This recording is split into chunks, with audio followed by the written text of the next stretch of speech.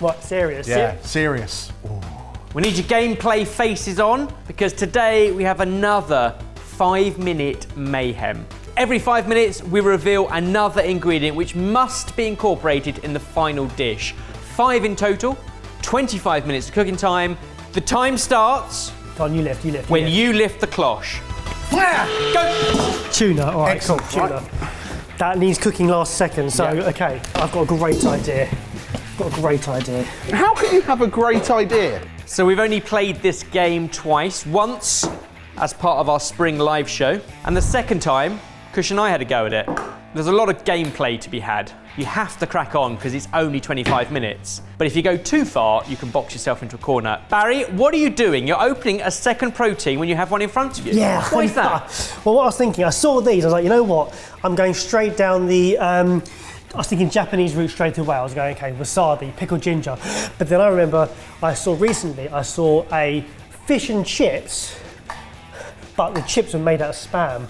So fish and meat, not fish and meat. I know, but like, what's Spam? What's the Japanese Spam dish called? Musubi. Musubi. Hawaiian, yeah. Yeah.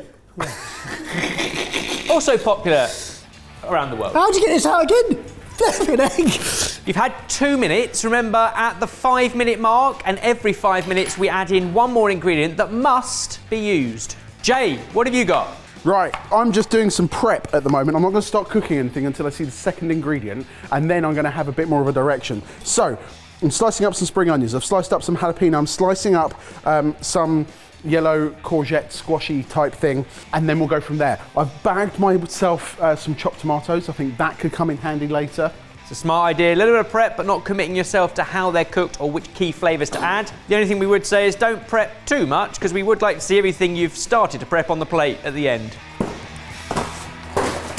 Or on the floor. Oh, shit. You right there, Jay?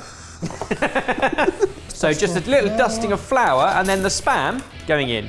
Got a nice crispy edge on my Spam fries. Jamie got some Spam for your sandwich later on. Spamwich. Boys, your next ingredient in 5, 4, 3, 2, 1 is... Celery. Cool. Yep. Right, I'm in. Yep, it's one of those ingredients that we don't use a huge amount on the channel, and if we do, it tends to go in the bases of stocks and stews and broths, and as you say, a sofrito or a mirepoix. There's other things you can do with it, up to you. Right, celery has been used. So now that you've got celery, how are you thinking application, Jay? You've got a few tins, you've got some lasagna sheets, you've got tuna, courgette, spring onion and jalapenos, and coconut milk. That is such an eclectic board. Because, Ebbers, I'm giving myself options. I'm not committing fully just yet. The celery is going into some oil. That's going to sizzle when the oil comes up to temperature. I'm going to go in with some of the spring onions, leave some for garnish. Jalapenos, I'm going to give myself a base, essentially, and then I can decide which direction that base goes in. Does it go tomato-y? Does it go coconutty? Options. Baz, your cooked Spam. I've taken everything I need from my celery. Just the leaves. Just the leaves, because I think it'll make the perfect little garnish on top. At the end, we're going to judge the dishes based on obviously what they look like, their presentation, their concept and their flavour, but also how well those ingredients have been used in a 5-minute mayhem. You guys get the final say. Baz has gone for beetroot. What are you doing to the beetroot? So I'm going to slice this finely. I want to have it raw as a crunch with this. I think I might keep the tuna raw for later on. I'm basically going to try and create a really funky, vibrant red salad. Okay. Everything red? At the moment, I'm going red. I'm going like bright red. Is that why you ignored the celery? No, because a green garnish on top might be quite nice. But I wanted that, and I'm thinking some sort of cooking the celery into the sauce. How long until the next ingredient? 5, 4, 3, 2, no, I'm not ready. 1. Sliced white bread. Pretty good. This looking sandwich. This. I can work with that. Are you happy with that? What are you doing with that? I can't see anything else but a Spam sandwich? Spam sandwich, that's all I can see in front of me. Jay is instantly taking his sliced white bread and removing one of those elements, the sliced bit. It's now just white bread. He's going to blitz up with, he goes to the dry store. Chili flakes. A little bit of spice. Any thoughts on the tuna yet, Jay? Are you cooking it? How much are you cooking it? Not at all. I might breadcrumb it. I'm going to stick to the red salad. And what's the tastiest red salad I know?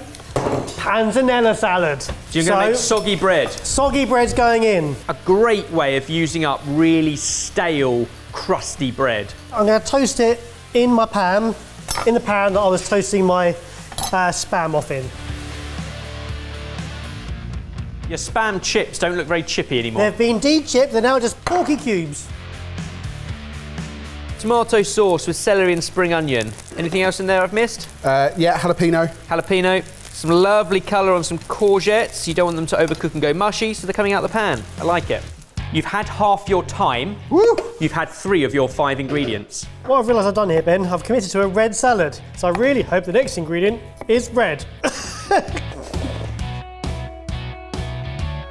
I don't think I need the coconut cream anymore. I don't think I need the lasagna sheets anymore. The tomato paste is going to be good in here. Jamie, which aisle of the supermarket would you like to walk down next, and what would you like to find? Wouldn't it be nice if we had something eggy? Eggy? Something eggy. Why egg? Or just eggs? Just eggs, yeah. Baz, what do you want? I want something red, Ebbers. He hasn't spotted the pomegranate on the side. That's about. Oh, yes! It's red! Boys, your 4th ingredient out of the 5 that you're going to get is crunchy peanut butter. Oh, why? Okay. That's not what I wanted at all. Are you stumped? I am now. What would you do at home with tuna, celery, and peanut butter? Plus white sliced bread. Okay. What has happened here Okay. is you've committed with other ingredients that have perhaps bulked you in. The acidity of tomato is tricky. Where are we going now? Remember, we must make use of what we've started. We can't just throw it away and start again. I've got an idea. How do we adapt? I've got an idea. That's going to be disgusting if I do what I'm thinking. You've just added milk to a bowl. Yep. Well, we've committed now, Ibbers. What happened was I didn't commit for a really long time. And then I committed just before you brought out the peanut butter. Barry found himself a plan, no idea what it is, but he's going red miso and Because peanut... it's Red. Red miso in a bowl with miso. some peanut butter. Nice combo. and it's got sesame oil in it. And then I'm going to coat this around my tuna and then sear it off. We've had miso tuna before. It's delicious. I think miso and peanut butter work quite nicely. Searing it, slicing it, sitting on top of my red salad. So it's all very pink and red still? Still pink Just and red. sticking to a theme. What's Jamie doing? Panicking. What do you let peanut butter down with? I want to make it... If you're putting it into something saucy, a dollop of peanut butter and a banana smoothie, absolutely delicious. So it does break down with dairy. Lovely with coconut milk if you're putting it through a satay. Otherwise, use it in a dressing with oil and turn it into something spicy and tangy. It's going to be a challenge with tomato, I'll be honest. Yeah, that's where I'm struggling. Right, we've gone with peanut butters in the milk. Your final ingredient in this 5-minute mayhem. Please be kind. 3, 2, 1. It's red! It's red! Watermelon! No! This is what I needed! This is ridiculous! The fruitiness of watermelon, whether it's cooked raw, juiced, pickled, whatever, delicious with tuna. Watermelon and tomato sauce. Yep. That's going in. That can cook down a little bit. Right, red watermelon in. Red wasabi sriracha. Wasabi sriracha. Yeah, I've got this at home. I mean, that was a thing. I've got to commit. Tuna's going into a bucket of milk. With peanut butter in it. Did you just say tuna's going to a bucket of milk? He's paneing in milk. Ebbers, it's not working as well as I wanted it to. I need flour. Flour. Egg. Breadcrumbs. Emma's going to get me a pink plate. You've both panicked, and with 2.5 minutes to go, you've put the ingredient that you started with 25 minutes ago into the pan. A plate of red that's got, if I recall, beetroot. Red. Tomato. Red. Red lettuce. Red. Pomegranate. Red. And sriracha. Red. Jamie's throwing stuff on a plate. It's a tomato base with watermelon. 30 seconds. Ah! Ah! 5, 4, 3, 2, 1. 5-minute mayhem over. Step away from your plates. Barry remembering that he hadn't put the celery on until the last second. Let's have a clear down and get these into the sexies.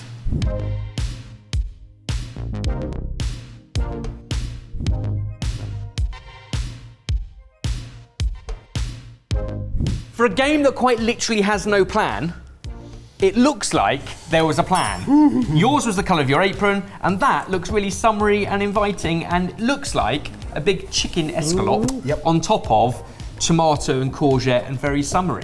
Don't you take them off, you enjoy those. Oh, I love celery.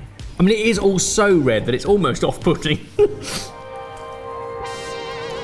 The spam's odd in it. Oh. But That's what it is, spam.